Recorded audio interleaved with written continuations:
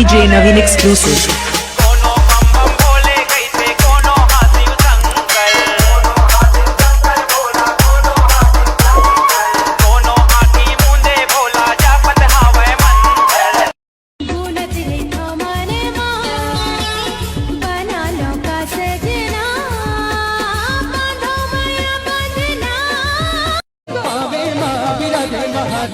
चंदन खड़ौआ और पावे माँ बिराजे महादेव चंदन खड़ौआ और पावे माँ बिराजे महादेव चंदन खड़ौआ और पावे माँ बिराजे महादेव चंदन खड़ौआ जप हर हर हर हर भोला गुरु महादेव जप हर हर हर हर भोला गुरु महादेव जप हाय है तोला भाई है तोला भाई है तोला भाई है तोला भाई है भोला बेलपतिया देव महादेव अलगे निशानी देव महादेव अलगे निशानी जटा झूठ छित्र बितर उघरा का पाली जटा झूठ छित्र बितर उघरा का पाली मोरे भैया रे राम तो भैया मोला बड़ माया लागे मोरे दया रे राम दोहैया मोला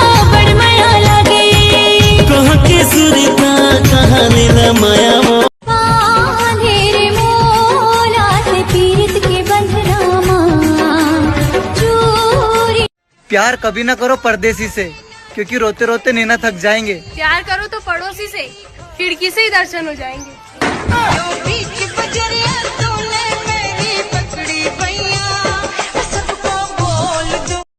सुनना टूरी काय टूरा आई लव यू मोला गुटका छोड़ सकता है? दुनिया में सब ला छोड़ दूं लेकिन गुटका ला कभू नहीं छोड़ा। तो गुटका नहीं छोड़ सका तो मोला का छोड़ आई लव यू टू। नवा नवा फैशन है तंगला सजा नवा है जमाना रानी झंकते लाजा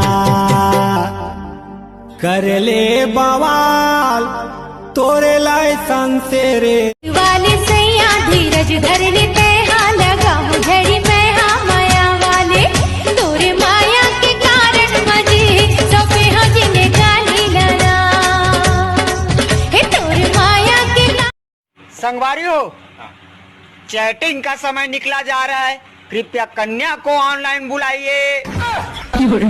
बहुत टफ होगा मैं तो।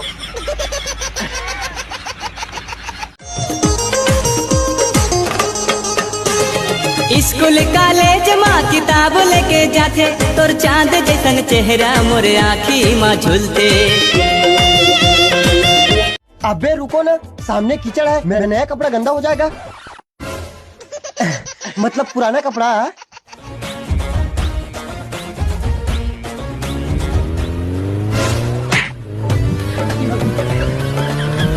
अबे रुक,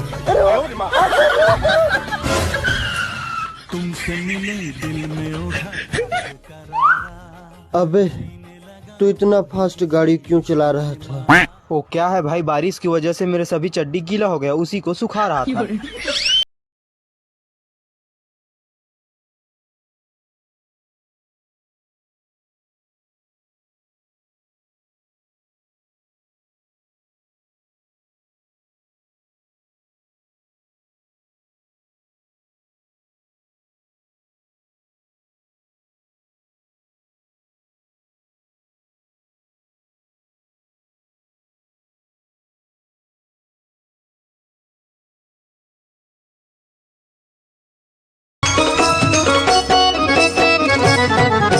संझा के बेरा गोर लेबे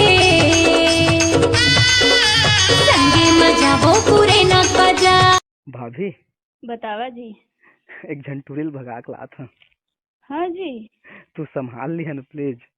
मैं तो हाँ जी, तू काय चिंता करत है? कौन टूरी है जी? तुम्हारी बहनी मार गया जी। भौजी का झूठो चक्कर चला देवा जी तुम्हार चुटकी बहनी ला मना देवा जी। मैं पल्ला ते छेकी डालेगा ये गोटी के बुरहार देखो हम मारेगा हाय देखो हमारे मुर्गा जादू क्यों जवान और खाए बिरो पान जेवा लईकी लवान पान खैले बे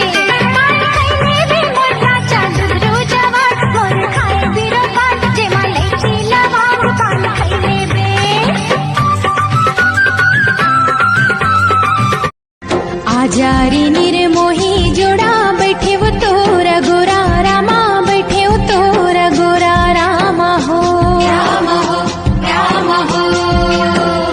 हाँ जोड़ा चिड़ैया जोड़ी बनावे बातें करे मोह जोर। सुन मैं यारू, ये अषाढ़ के मौसम तो आगे है, अब तय कब आवे तेन लबता।